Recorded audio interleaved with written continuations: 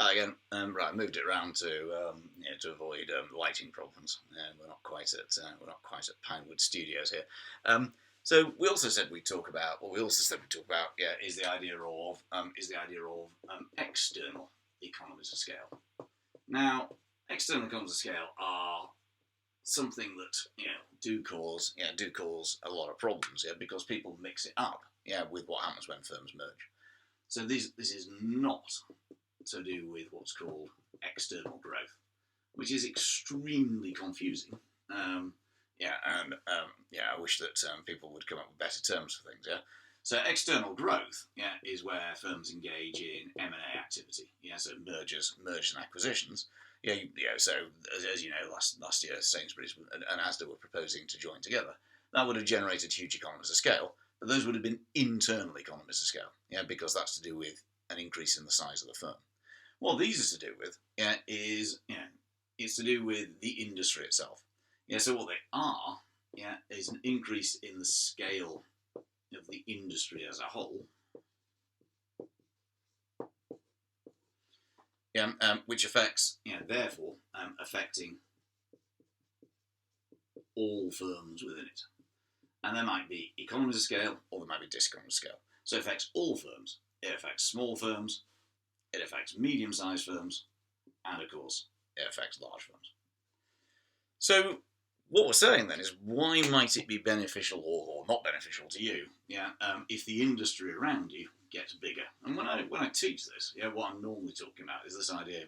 We're thinking about, something like, the car industry or something is today compared with the car industry, 100 years ago. The point is that today what's happened, is that there are very large numbers. As the industry has grown, as there are more and more firms in it, so it's grown in terms of the number of firms, and it's also grown in terms of kind of unit sales. As the industry's grown, what's happened is that a number of things have happened, or happened in general.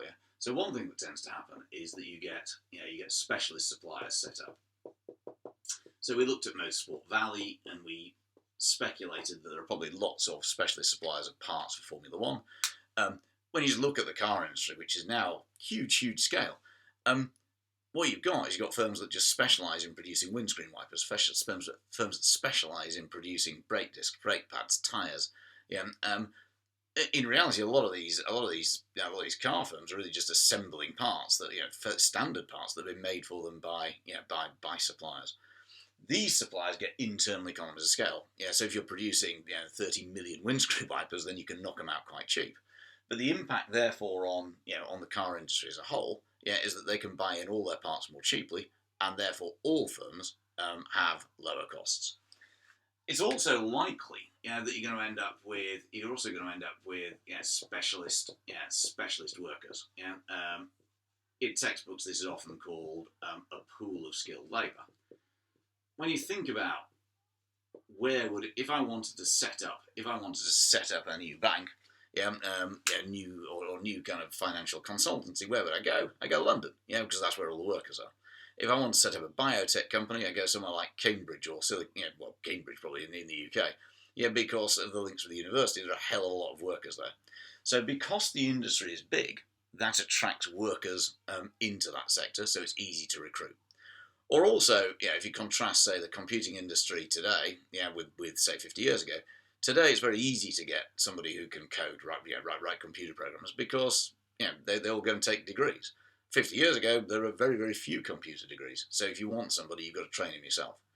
As a result of that, as the industry itself gets bigger, what that means is that all firms potentially have benefits. So there's your long average cost curve.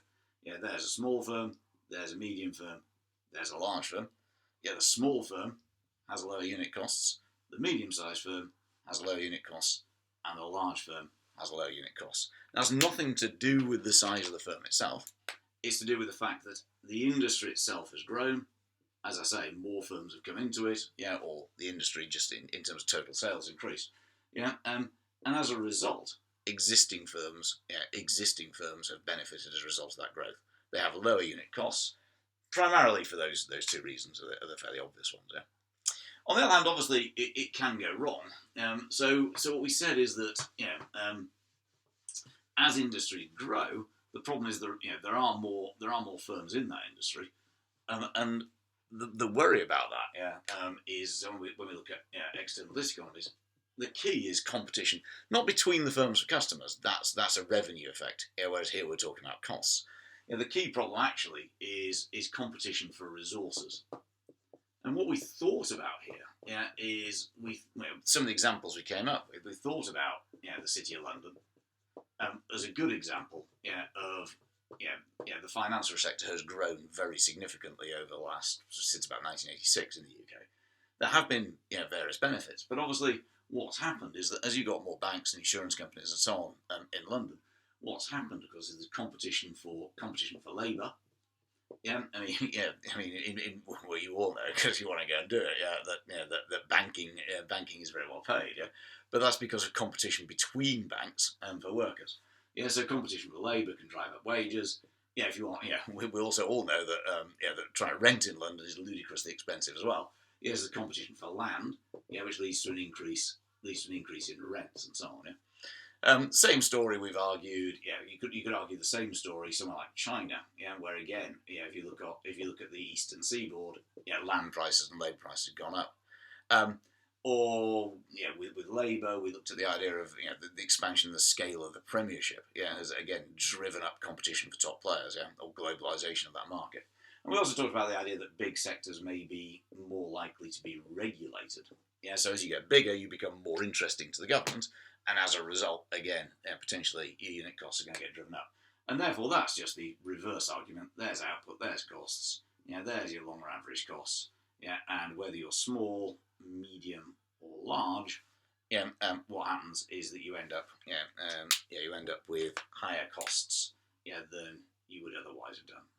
Average cost of puts up to there, and that is an external diseconomy scale.